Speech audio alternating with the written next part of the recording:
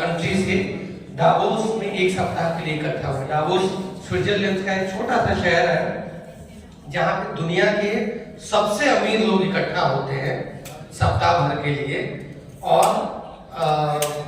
वहाँ पे ये तय करते हैं कि पूरी दुनिया से मुनाफा कैसे कमाया जाए।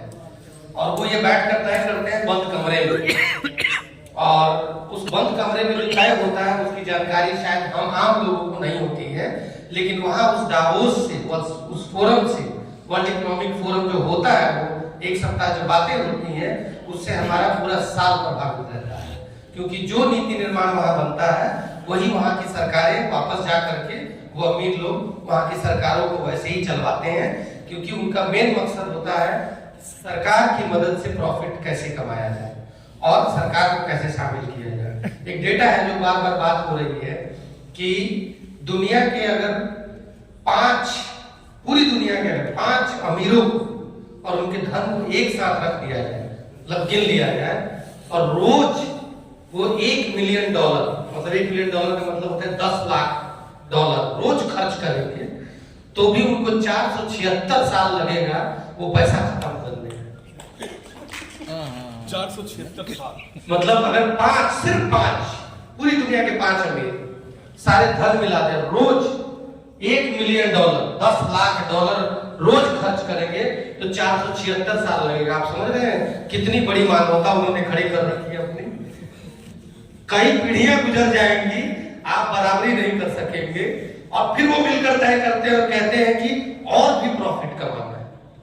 अरे भाई कब तक?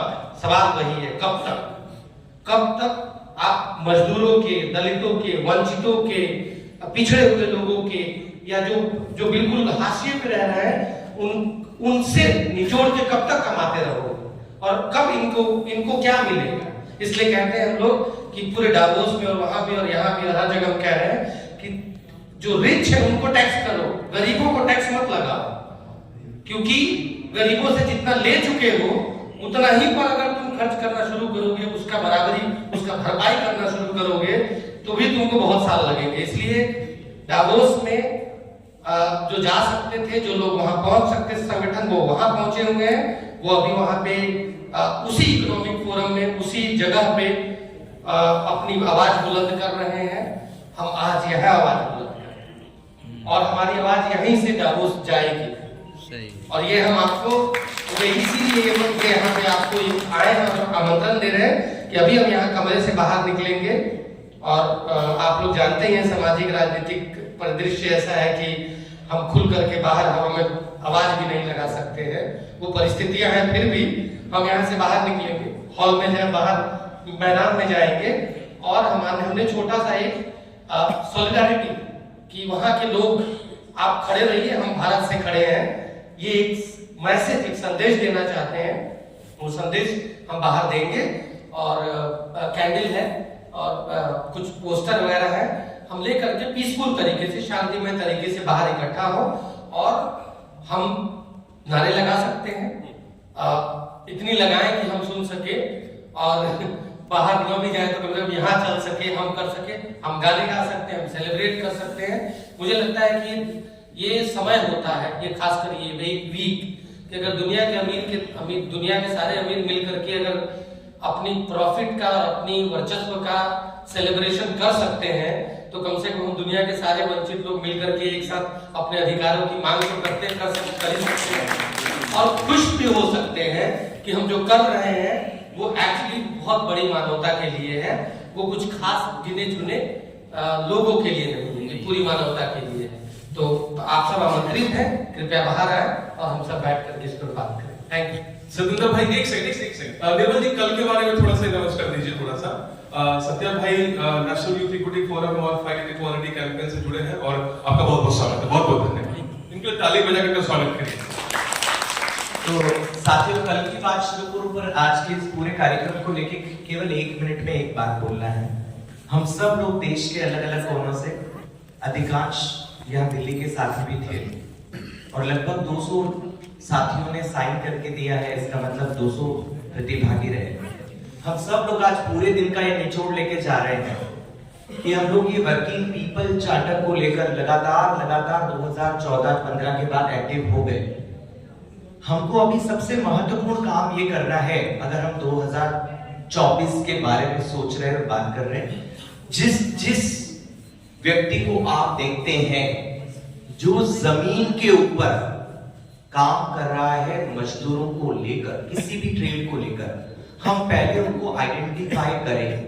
चाहे वो 50 लोगों का ग्रुप भी है, 20 लोगों का ग्रुप लेके भी काम कर रहा है, उसको पहले हम नोट कर लें, लिख लें वो व्यक्ति, उसका नाम और उसका मोबाइल नंबर, एड्रेस क्या है।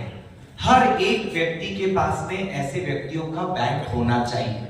मैं कोटा में हूं, मैं छत्तीसगढ़ में हूं, तो मुझे मेरे जिले में कौन कौन एक्टिव है, किस मुद्दे पे काम कर रहा है, नाम, मोबाइल नंबर, बस इतना सा रखिए।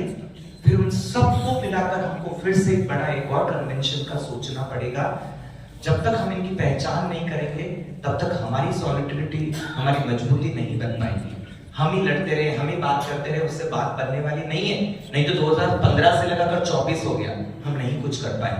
अब जरूरत है हमको जमीन पे छोटे पॉकेट्स में काम करने वाले युवा साथी को आइडेंटिफाई करना है, एक साथ लेके चलना है और इस 2024 की इस लड़ाई को हमको जीतना है। बस ये मकसद है आज की। दूसरा, कल हम लोग जो यहाँ पर पूरे दिन कार्यक्रम और चर्चा करने वाले हैं, हर एक प्रतिभागी और एक व्यक्ति से जुड़ा मुद्दा कि घेर बराबरी हो रही है, इसको लेके पूरे दिन का हमारा पास में बैठक का एजेंडा है, वो हम आपको शेयर करेंगे।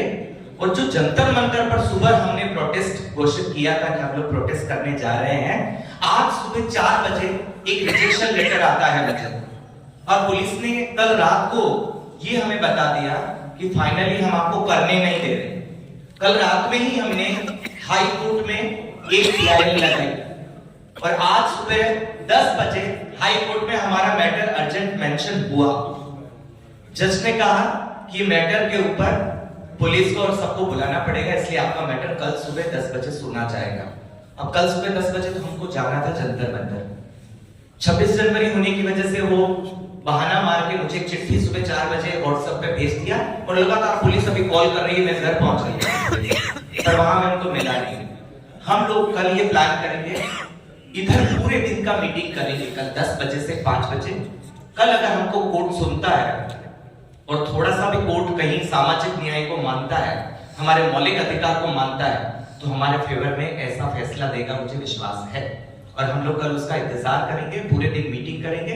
अगर हमारे फेवर में आता है तो हम परसों सुबह कोर्ट से दरख्वास्त कर लेंगे कल ही कि परसों सुबह का मौका दे दे, हमें 2 घंटे करने दें।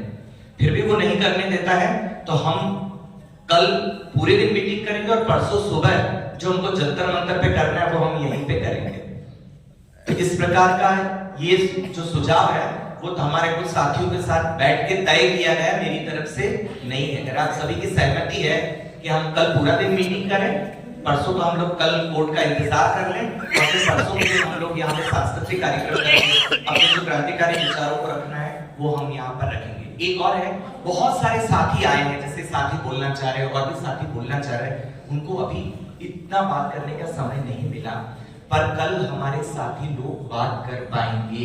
हम अपने अपने राज्य में गैर बराबरी को लेकर, चाहे आप डोमेस्टिक वर्कर पे काम करो, कंस्ट्रक्शन वर्कर पे काम करो, गैर बराबरी तो वहां पर भी, उसको जोड़ते हुए हम कल अपने मुद्दे को गैर बराबरी के साथ जोड़ के रखेंगे, उसका एक्शन प्लान बनाएंगे और फिर से अलग अलग जिलों में जाकर वहां पर इस प्रकार की आग को जलाएंगे। ये सारा कार्यक्रम हम सबका मिला जुला कार्यक्रम है। हमारे बहुत सारे साथी हैं जिन्होंने गैर बराबरी को लेकर पिछले 1-2 महीना में जो अभियान छेड़ा है, उस अभियान की भी पूरी गतिविधियां यहाँ प्रस्तुत की जाएगी, एक्शन प्लान बनेंगे। इसमें आप सभी साथियों का योगदान चाहिए, तो हाथ करके सहमति जताए कि हम सब लोग कल यहाँ पर पुनः वापस मिलेंगे। सुबह 10 बजे से हम लोग यहाँ पर मीटिंग शुरू करेंगे, शाम को 5 बजे तक मीटिंग करेंगे। अभी हम लोग जा रहे हैं, जो साथी यहाँ बैठे हैं 5-10 मिनट के लिए उधर आएंगे तो थोड़ा सा गीत के साथ